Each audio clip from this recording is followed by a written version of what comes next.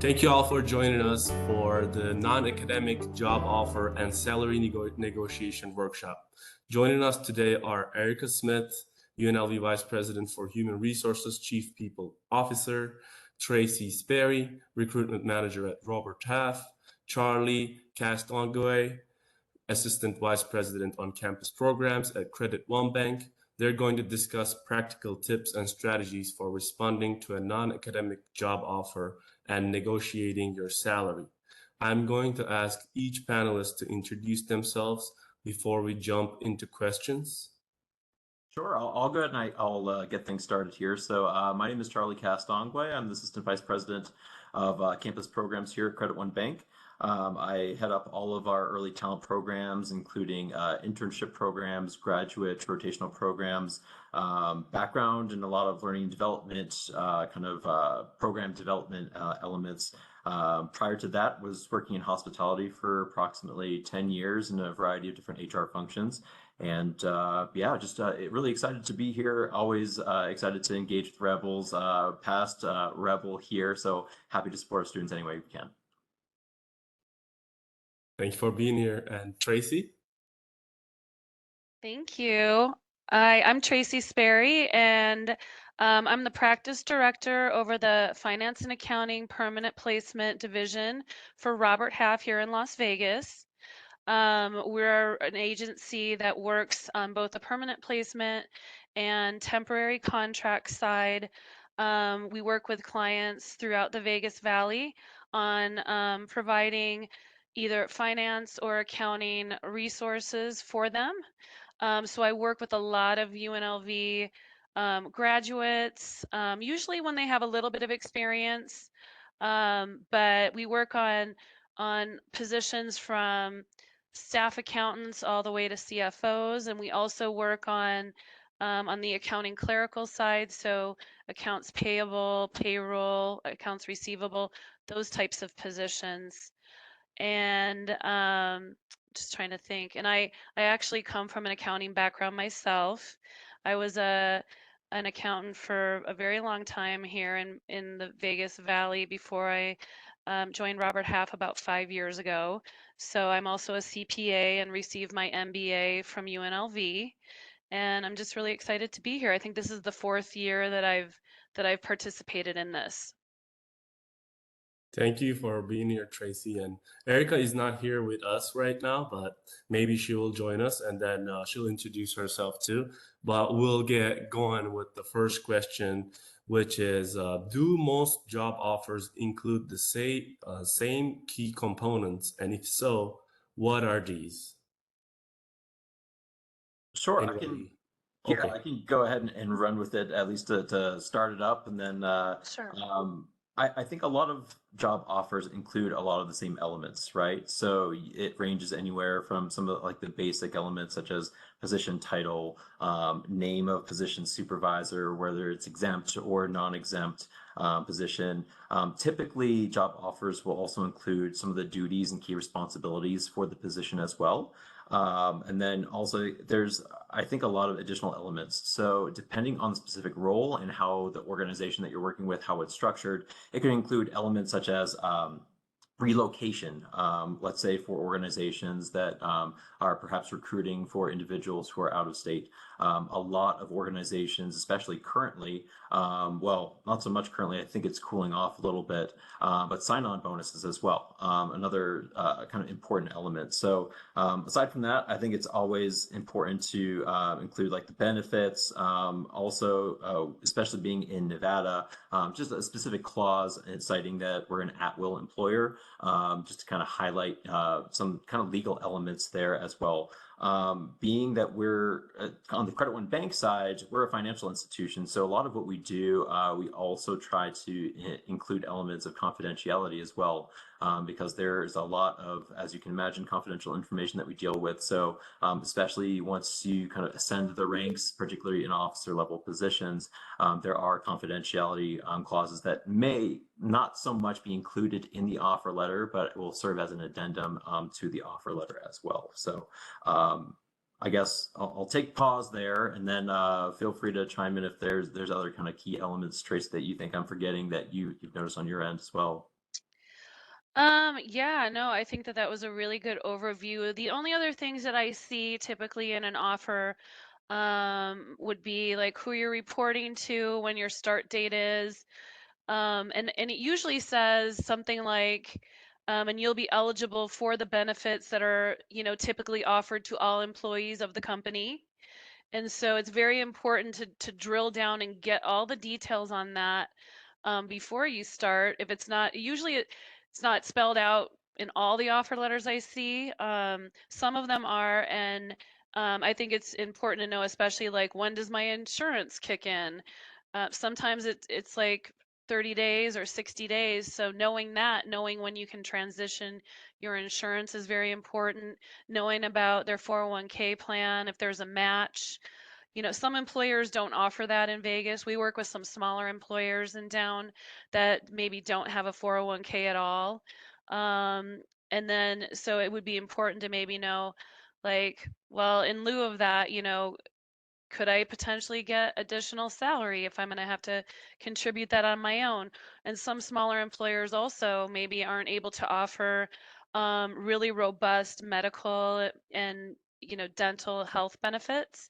So so knowing what the cost is and knowing how much you're going to come out of pocket, if they do offer it, is very important, because that I've seen that so many times where um, a candidate will realize that they might be taking a step backwards because the insurance is so expensive for a particular company. And so knowing that, you'd be able to maybe negotiate that as part of your salary and potentially get compensated for that difference. Thank you, Tracy, and thank you, Charlie. By the way, Ericka Smith joined us, who is UNLV Vice President for Human Resources and Chief People Officer. I would like to ask you to introduce yourself, and then I'll let you know about the question that Tracy and Charlie responded to, and we would like to hear your take on that too. Absolutely. Well, I apologize, a little technical difficulties switching to WebEx from Zoom that I just had previously, but I'm glad to be here, honored to be here. I'm Ericka Smith, again, Human Resources Vice President and Chief People Officer. So I've been in higher ed for about 15 years and then in the private industry. So I've seen a gamut of offer letters. Thank you for being here, Ericka. And our first question was, do most job offers include the same key components? And if so, what are these? Sure. Just from listening to Tracy and Charlie, I think they're right on point. The cost of benefits, to Tracy's point, are not often listed in the offer letter, but they'll have that you're eligible for these benefits. And it is important to kind of ask questions, make sure that you know where to go on the first day. Sometimes I've seen offer letters where it's nothing on there. You start and like, good luck. Like, so ask questions, right? So, they have that I start on this day. Where do I go? A lot of times good letters will have that information in there, but I've seen some letters that don't. And so you want to make sure that you're clear on where you need to be and how you need to get there and all of that good stuff. I think, of course, salary is important, but annual leave and sick leave, how does that work? Because a lot of times it's not separate. It's, they have PTO, paid time off, instead of annual and sick. And so if you have 10 PTO days, then what does that mean if you're sick for 5 days? That means you have 5 vacation days left, right?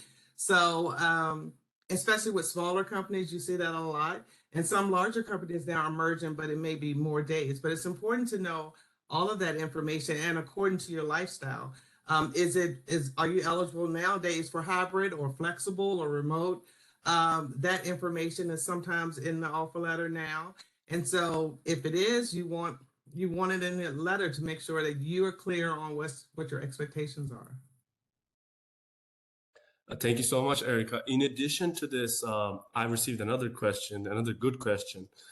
So when it comes to the entire offer package, if we aren't interested in benefits like healthcare because we're covered by a spouse's job. I didn't realize we could ask for a higher salary since the company doesn't have to pay into insurance. How do you recommend we bring this up? Via email or immediately on the phone? So I think for me, I think it's good to go ahead and ask this question. Now, if you're communicating through email the entire time, then perhaps email. I think if you're having conversations and then you hang up and you want to ask this important question about salary and you wait and say, I'll just email them, I think you can go ahead and have that conversation with them. That's negotiations, and that's the part of, okay, that's before you even get to your offer letter, actually. Because hopefully you already know you've agreed on a salary, and then they send you the offer letter and you say, oh, so you know what, I don't need this. So I think at the beginning up front, when you're negotiating your salary, you should really have that discussion with individuals. And I will say this, I've seen a lot of people and done a lot of salary negotiations, and this is to all of the women out there. Don't apologize for negotiating about what you need. And I've actually had to tell, women will ask for something and it will be a legitimate ask, right? And so being HR, I will say, well, let me check, and it sounds, fine, and let me check and see if it's okay. And then they'll say, I'm sorry, I don't mean to be difficult, but I can speak with a man and he will just say, I don't need health insurance. And is it possible for my salary to be increased to, $5,000 more? And then that's it. It's like, okay. But as a woman, we tend to apologize, or we think we're sounding difficult, and you're not, especially if it's a man or a woman and you're asking for something that's really outside of the job and the regular expectations of what people pay. You're going to seem difficult no matter what. If you're asking for things that are legitimate and they could actually be something that you can work with, no one's going to look at you as you're difficult, right? And don't apologize for being an advocate for yourself. So just wanted to put that out there, because I often find that women will apologize to me. I'm like, don't apologize. Like, it's fine. Let's do this. Yeah. Thank you, Ericka. Mm-hmm. And then Charlie, do you have something to say? I would just echo that and applaud Ericka's comments here, because the past 2 weeks we were going through the interview process with recent graduates, and then also current students, and a lot of times what we run to, even before it gets to the offer process, it's even in interviews, a lot of times students can almost come off seemingly apologetic, saying, I don't currently have like the experience that other candidates might, or perhaps, there's certain other elements that they're almost apologetic for. And I encourage students to have that confidence, right? Like, you're in the room, you're going through the selection and the interview process, and you've gotten to a point where you're in salary negotiation. So don't apologize for being that candidate. Step into that. And I think it's a lot easier said than done, right? And I think UNLV offers a bunch of different resources, everything from interviewing skills, but just get those reps in. And whether it's recording yourself with your specific pitch, I'm a huge proponent of email communication, so that way it's the HR brain, right? Like, there's a paper trail of everything, so that way if something is presented to you and then kind of retracted, that you have basically a full log of communications that go back and forth. And just nothing will get fixed unless you're an advocate for yourself. So I encourage you, please, please, please make a strong case, but make sure that your case is backed up with legitimate experience, and just having really a candid conversation with, whether it's the hiring manager or the recruiter specifically. You'd be surprised at the amount of flexibility that can be provided by a lot of different organizations. Thank you, Charlie. And Tracy, do you have something to add on? Yeah, I mean, I think that I completely agree. And I would just, echo the sentiment of advocating for yourself throughout the whole process. If you're interviewing for a role where you don't meet all the criteria, but you've gotten an interview, always lead with, if you're asked a question, have you ever worked with, have you ever done pivot tables in Excel, for example? And maybe you haven't. Just say, the answer to that would be something like, I haven't had experience with pivot tables, but I've done this, this, and this, something related. And so always saying, instead of saying, no, I've never done that before, and just kind of leaving it like that, it's always, when I'm prepping people for interviews, I'm always saying, now I know you haven't done this before, but how can we answer this in a way that shows that you're very open to learning, that you pick up on things quickly, and that you feel really excited about this opportunity, and just being able to convey that. So that, I know that's kind of separate than the offer and negotiations, but I think it kind of is important through the whole process.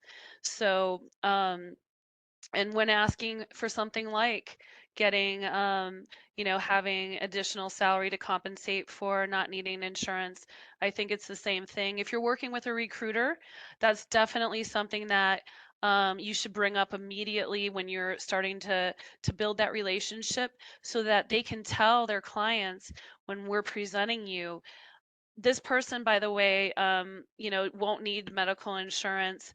That's why I'm presenting, they're requesting to be presented at the top of the range or something like that. So hopefully that's helpful.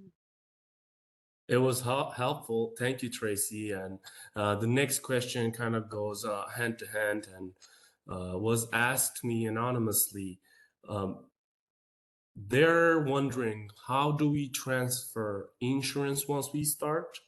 And are these questions that are appropriate to ask during an interview or after we are offered the position? I would say that during the interview process, I wouldn't bring up salary or benefits or anything like that. And I guess, well, I'm coming from a perspective of working with candidates as a recruiter. So we're already letting our clients know this is where this person wants to be salary wise for this position. But if you're going in there on your own, and we always tell candidates, don't bring up salary and benefits during the interview process. Then let us, they already know where you want to be and you're within the range. So, but if you're going in it on your own, I still would say, you're going to know the range of the position, because by Nevada law, employers need to tell you what the range is once you've, I believe, interviewed. So after that initial phone screen with HR or whatever their process is, they should tell you this role. I think most employers are giving it up front, but if not, they should tell you after that first interview, this position pays between 70 and 80,000. And then, so you already know that.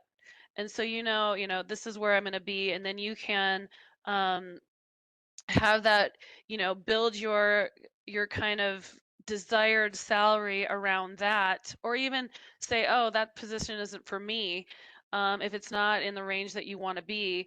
But just knowing that going in, you can start formulating how you're going to start negotiating that salary within that range. So I would completely agree. I think even if you're not going through a recruiter or a headhunter, and even if you are, and you're right, you all do really say like, no need to talk salary. We will have that, and you talk that with the recruiter, not with doing an interview.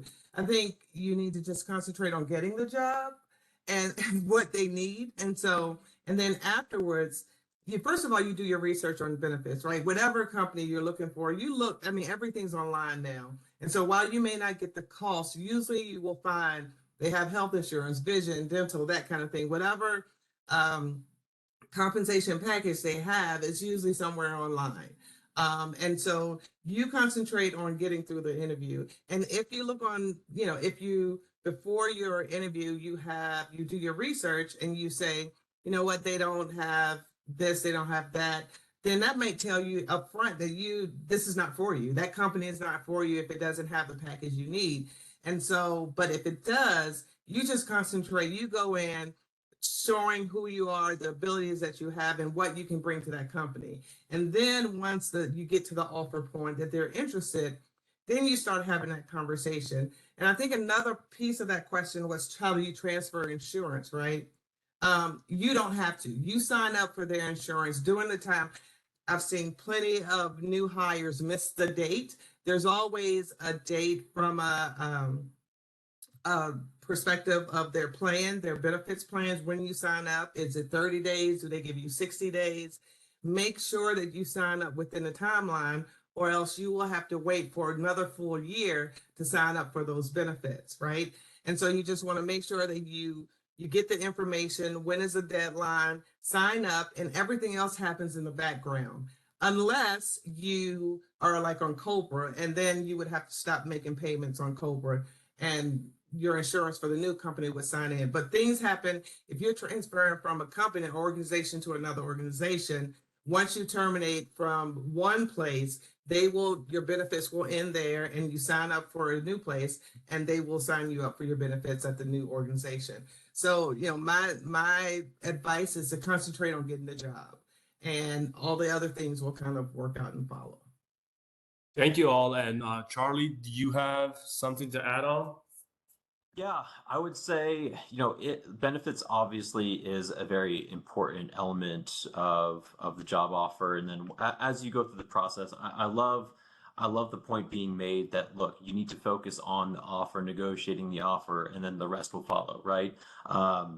If there are really those outstanding questions after you do your research. So as you're scouring sites like Glassdoor, for example, also like if you're going through the selection process, not only we as an organization are interviewing the candidates, this is a great opportunity for candidates to reach out and leverage the technology and the tools at their disposal. So use LinkedIn. Feel free to reach out and connect and message people that are already within the organization and say, hey, I'm curious about culture. Maybe not the benefit specific questions. Maybe you can start a little bit lighter than that.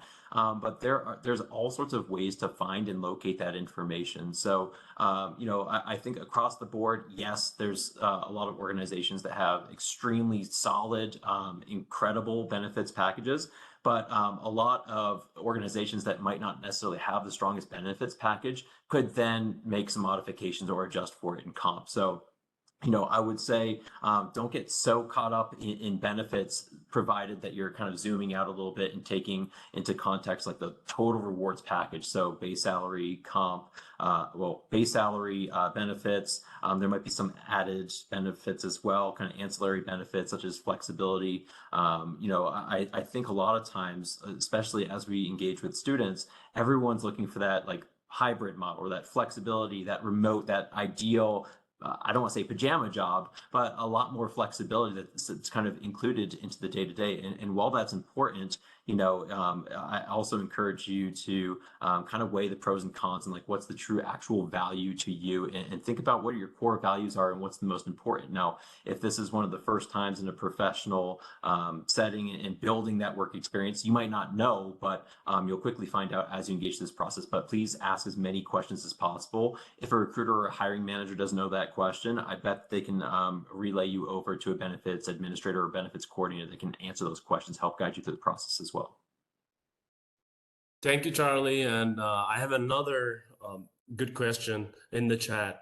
Do most employers look down on individuals who negotiate or make counter offers, or do they see this as a valuable trait, and why?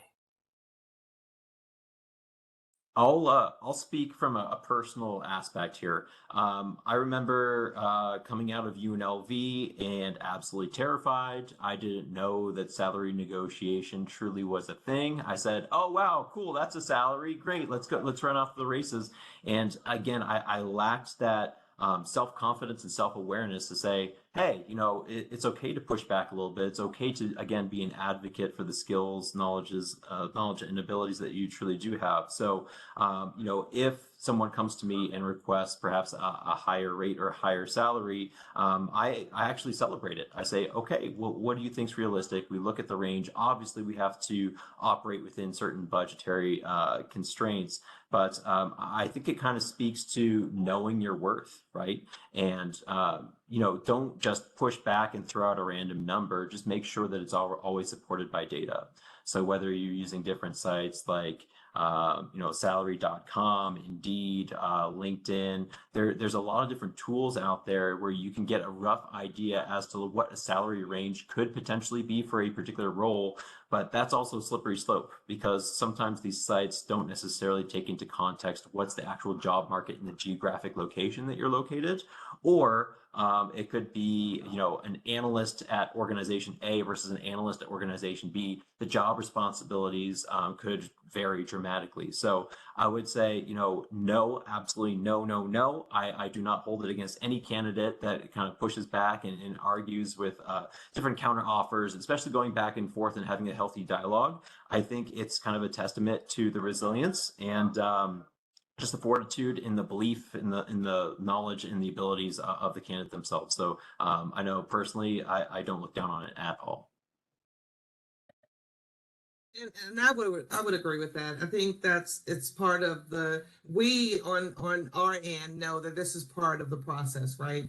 And so sometimes we don't get it and we're like, oh, they didn't counter. Okay. So perhaps they were like Charlie, like fresh out of UNLV, and they're like, I'll take what you got. That sounds great. Like, and that's fine too. And one of the things that I do, I think, especially with new graduates, you want to be careful of when you have this range, if it's from 78 to 80, your mind already and automatically goes to, I want 80.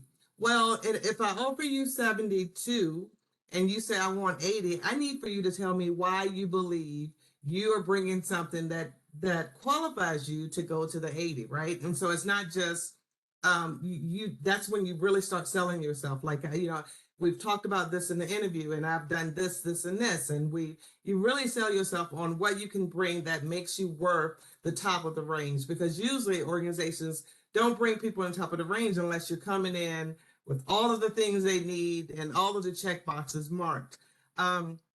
And I guess just from working at UNLV in a state institution, a lot of times there's not a lot of room for negotiation, right? And so when and I've had some managers, and I believe in this, to be total honest with the candidates, right? And so if I say like, hey, I'm really interested in you, continuing with this interview process, the range is 80.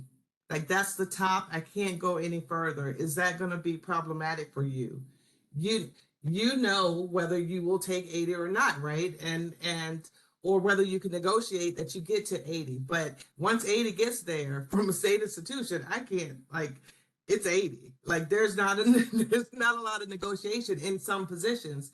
And so if the person tells you, like, the top of the range, I won't be able to go any further as we continue. And a lot of times they'll tell you that before you get to the part where they're offering you the job, they will say, this is a range, I can't go any further. Will that work? And I think it's at that time for you to say yes or no. And if you say yes, then at the end, if they offer you 80, then that's what they could do, and they can't come back. It's really no negotiation. But usually you have good people who will talk to you and tell you and be honest about that. At least from UNLV and state institutions, they really have, there's a limit as to how far they can negotiate with certain positions. And so you just want to make sure that, and it may be good, if someone mentions like the range of 70 to 80, is that going to be a problem? You can ask, is there room for negotiations above the 80, or is this the cap? And that's because they're talking to you about the salary perspective before the interview. Thank you, Ericka and Charlie. And Tracy?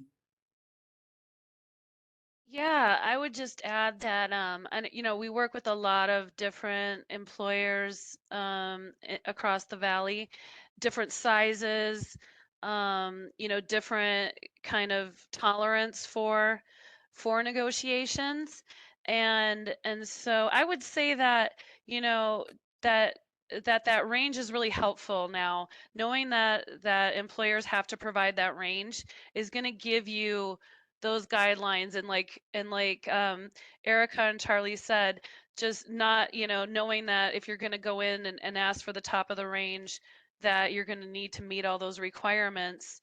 If you want to go over that range, I think it's really, really difficult to do unless there is a good reason. Like, for example, your insurance is another $1,500 a month because I'm coming from a large property on the strip where they might cover my whole family for $50 a month, and now it's going to cost me $1,500.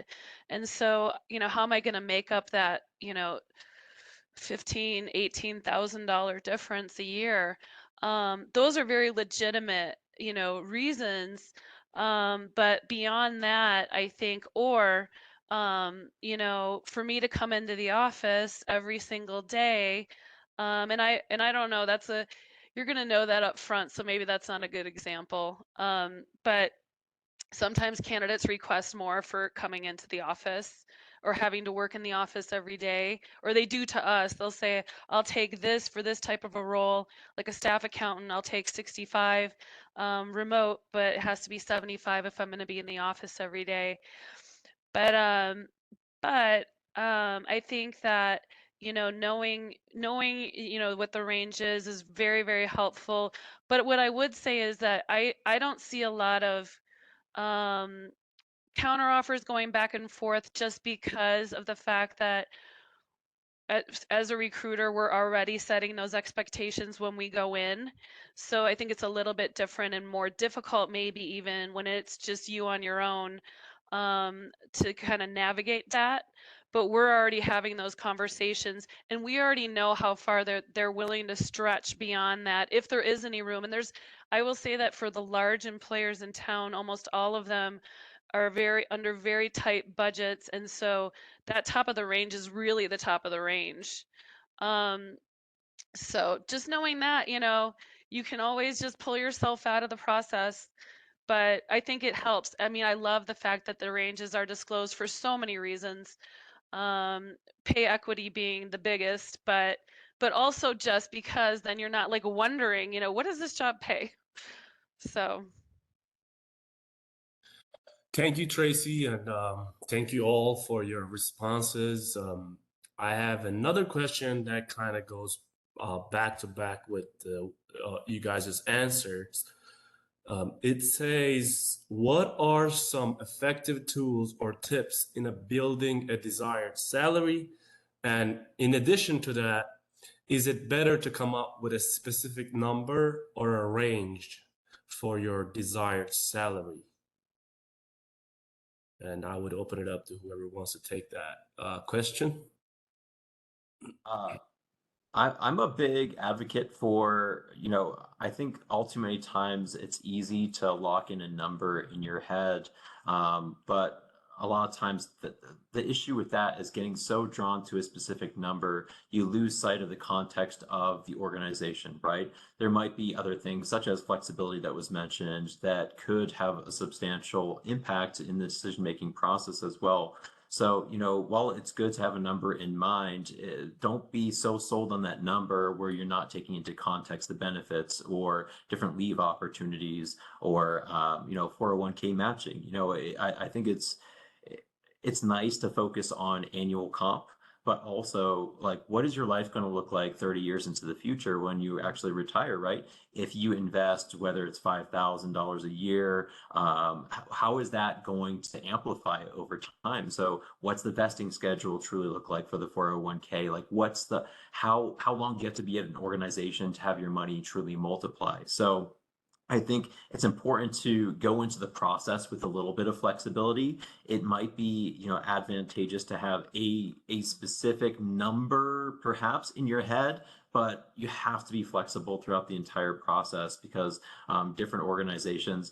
There was a study that was done recently by I have Owl Labs here. They conducted with a random sampling of individuals, and 46% of respondents said that they would actually take a 5% pay cut just to have some type of flexibility in their work. So kind of going with that in mind, I think a lot of employees would kind of look, say, hey, like, the number is great, but I'm willing to make some concessions if it means that I don't have to commute, particularly in larger metropolitan markets as well. So I would encourage you, be flexible, have a range in mind, but also if you're not familiar, I would encourage you to look up the briefcase technique, right? So be very specific in the skills and the things that you're able to bring to an employer. So perhaps draft up a document and list out the specific things that you might be able to provide in the first 30, 60, 90 days on the job, so that way it's a very clear document, and that can kind of help you in salary negotiations to say,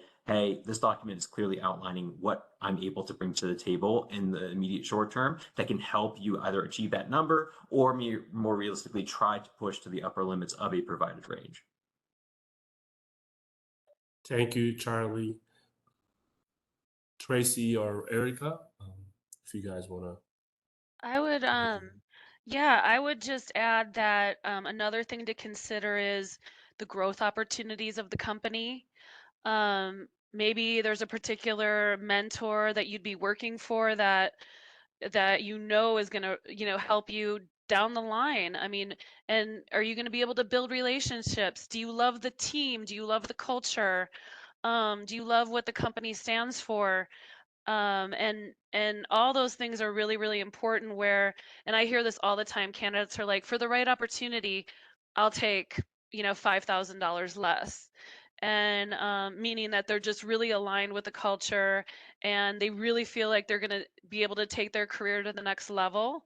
Another thing that I always tell candidates, especially those that are just starting out, is make sure that you can see yourself in the current role for the next 18 months to 2 years.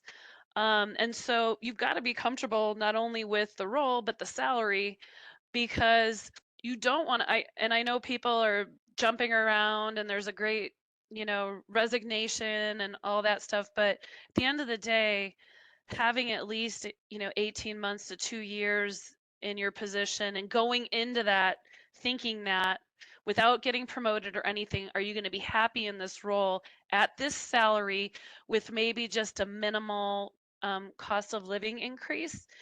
That's another thing, because you don't want to jump around if possible.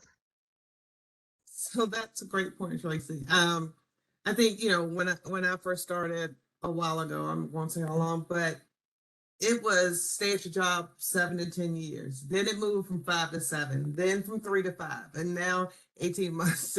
But the funny thing is that people, even within the 18 to 2 years, and I agree that's the kind of the standard right now, we still look at that when you've had 7 jobs and you're only staying there for 18 months, right? 12 months, 18 months, 2 years, it doesn't show stability. Now, sometimes if it's continued escalation, perhaps, but if you're making lateral moves from company to company, that doesn't look good from a resume perspective. And even now that we know that that's the standard, it still brings up questions to people when they're reviewing your resume. So absolutely, that's a great point. Also, and I think the branding of the company, right? So if you can stay there 2 years, sometimes companies, to have that company on your resume says everything, right? So the national branding, if you work there for 2 years and you can take that salary, and that goes to Charlie's point of being flexible, if you can do that, but you can have that you worked here at this place for 2 years, a lot of times that's a resume builder that you can't buy that. And so you have to kind of look at it. I think you go online and you look at your Glassdoors and you look at the salaries and the positions, but in Nevada, again, the ranges. But I also believe that you should, if you're relocating, you should always look at the cost of living of where you're going, right? And so is it higher? Is it lower? Because sometimes you may be able to afford to take a 5,000 and 7,500 cut of what you thought that would be, because the cost of living is so much lower than where you are right now.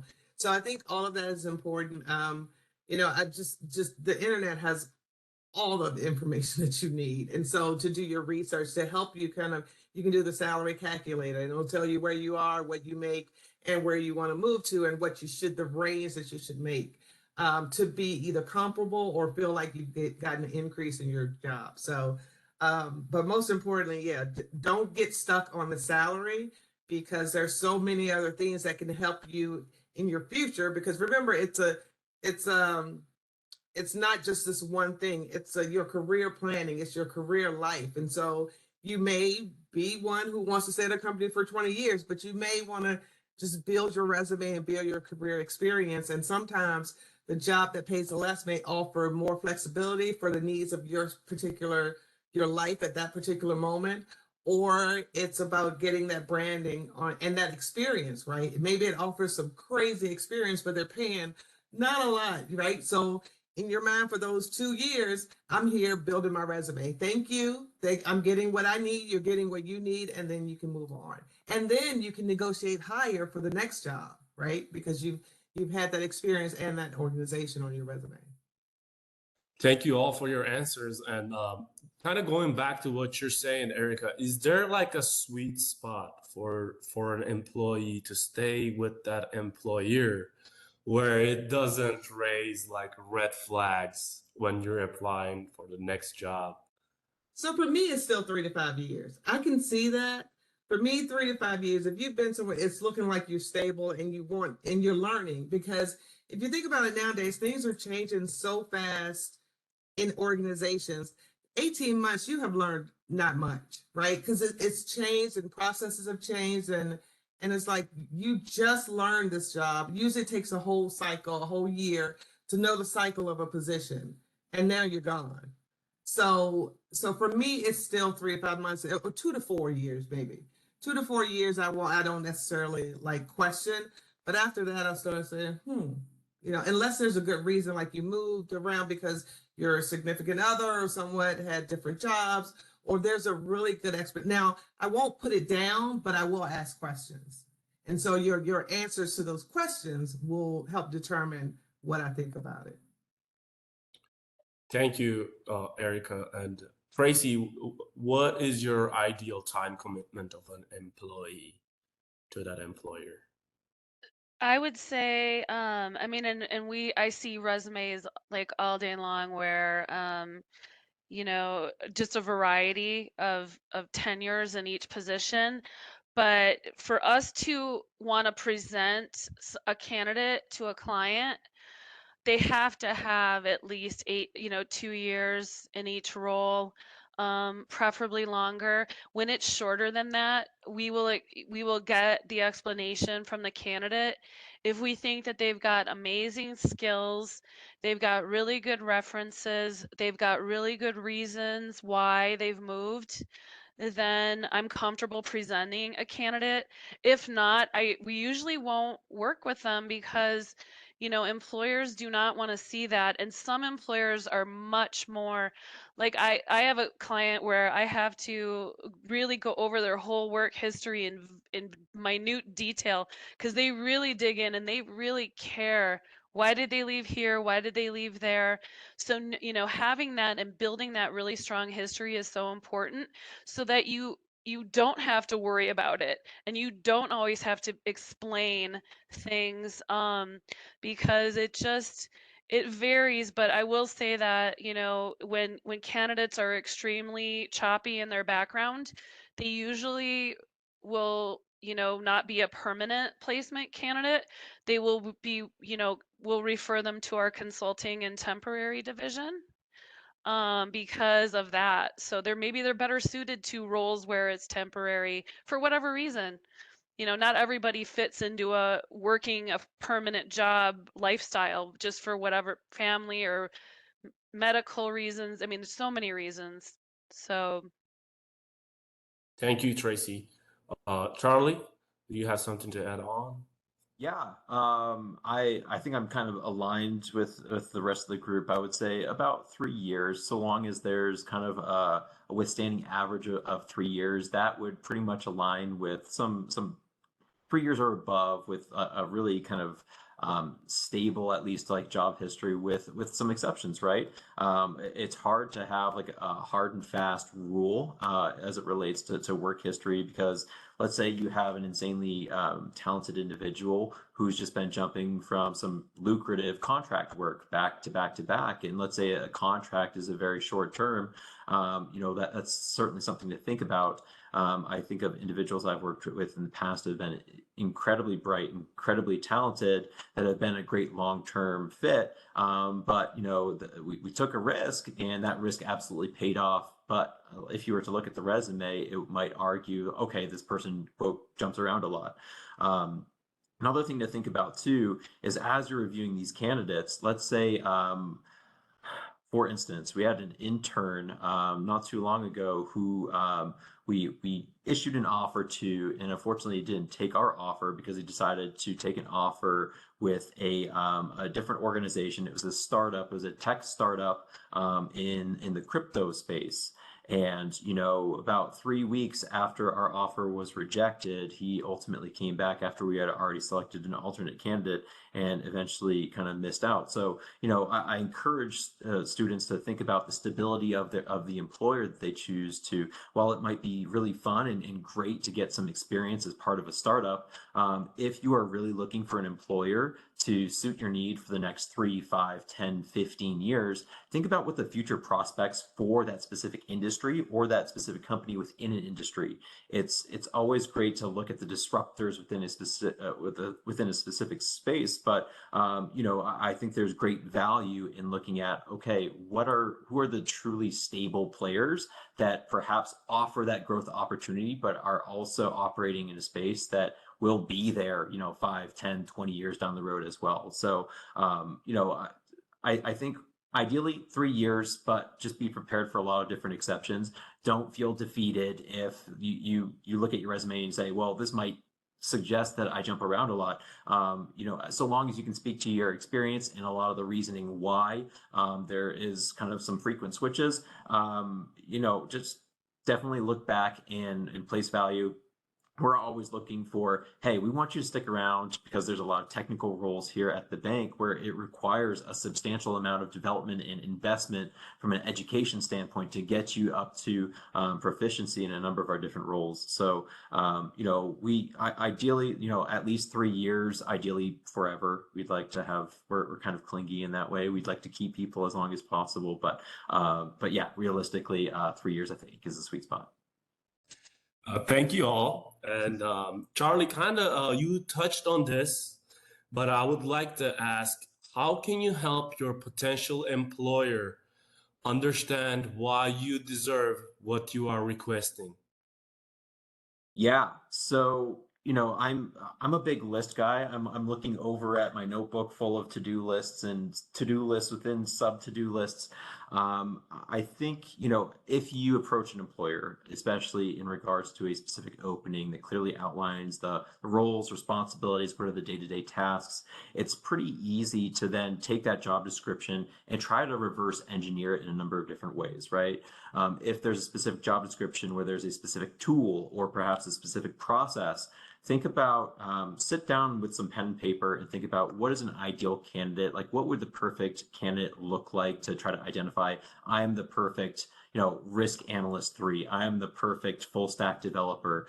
What are kind of the basics? So from there, you should be able to distill down a list of like the premier qualities of that specific position. And then also from that list, be able to identify, circle, underline, bold, whatever specific things that you currently have experience in, and then double down on that. So if I have, let's say, you know, several years experience in dealing with Tableau or SAS or SQL or Python programming languages, play that up. We want us to understand not only the project that you've done in the past with these specific tools, but what are you capable of in the future? So, you know, kind of, again, jumping to the briefcase technique, if you're able to draft up a document that says, okay, here's my vision of what success looks like in this role. Here's what I think I could bring to the company. And based upon the research that I've done in the market, whether it's jumping on LinkedIn, because by the way, it's great that Nevada's disclosing all those salary ranges. Use that to your benefit. Go and look at similar companies, similar organizations that are disclosing that and including that on their job descriptions, because that is perhaps one of the most accurate ways to determine, hey, am I really on point with my expectations on salary and specific ranges? And then you can then kind of justify based on the differences between this particular job description and this particular job description. Here's the variance in salaries, which infer that, hey, for this particular programming language, it warrants X number of dollars in salary a year. So I think that again, it's all about research, it's all about preparation. So I encourage you to take a look at job descriptions, try to reverse engineer it and establish your training plan on what you can do to achieve perhaps the areas that you're lacking in, but also play up the areas where you already have existing, whether it's school specific experience, project experience, extracurriculars, internship experience, whatever you can do to kind of help advocate again for your specific knowledge, skills, and abilities that you're able to bring to the table. Thank you, Charlie. Ericka, do you have something to add on? Sure. I think I absolutely agree with Charlie. I'm a list maker and taker too. I have two, and then I try to do it electronically, and it doesn't work for me. I need pen and paper. But I think looking at the job description, one of the things that I find, and in order to get the job, tailor your resume to the job that you want, right? Make sure that you're hitting the points that they ask for. But when you're doing your research, think about the experiences you've already had. And so that you can create examples are the largest way. So a lot of organizations will look at your previous performance to dictate how you will perform in the future, right? So if you can say, I've done this, this, and this, and I have this kind of experience, then they know if you did this at this company, then imagine what she could do or he could do here, right? So it's all about making sure you provide those examples. And so to say you're an excellent communicator is great, but what does that really mean, right? And that's in every job description. They have to be excellent communicator, both oral and written. Well, what does that mean? Well, you tell them what that means by what you've already done, right? So whatever experiences that may be, you translate it so that it works for that job and have those examples, and then people will see your work and say, like she hasn't done this specifically, but wow, I could see if he could do this, he can certainly do what we're asking for. So make those connections for them and not let them have to do it during the interview. You make it in the interview for them. Thank you, Ericka. And Tracy? Yeah, I totally agree. And I will say that the number one reason our clients pass on a candidate that they've interviewed is because the candidate was not able to articulate their experience in a satisfactory manner. They'll just say, yeah, I've done that. Oh yeah, I did that for 3 years. And it's like, okay, well, walk me through that. And so if a company has to pull teeth to get that out of you, they're going to lose interest. I mean, they want somebody that can clearly articulate that and that they feel like actually can do the job versus just saying, yes, I've done that. So really having those examples ready and being able to demonstrate and really show that you're interested and that you get it. Because so many times candidates just want a job, but maybe they could do it, but they're certainly not like showing that they can. And that's us. And even if you can do it, if the employer doesn't believe that you can do it, they're not going to hire you, unfortunately. So be prepared. Thank you, Tracy, and thank you all for your participation and your answers and expertise and experiences. I do not see any more questions in the chat, so I think we can go ahead and end today's session. Before we end today's session, we would like to thank to our presenters, Tracy, Charlie, and Ericka, for sharing their time and expertise with us today, and thank to our participants for joining us today.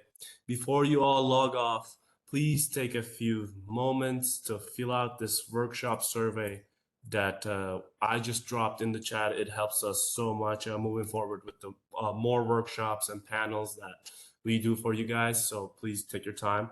And I would like to, again, thank you guys for sharing your experiences and expertise. Of course. Thank you, Age, for the great facilitation. We had a great time. Thanks. Absolutely. And again, sorry for being late, but it was great. Oh, that's not a problem. Thank you so much. I'm glad you guys liked it and enjoyed it. It was so great. Thank you so much. Thank you, Tracy, too. Have Bye, a nice day. everybody. Bye. Bye, everyone. Have a wonderful evening. Absolutely.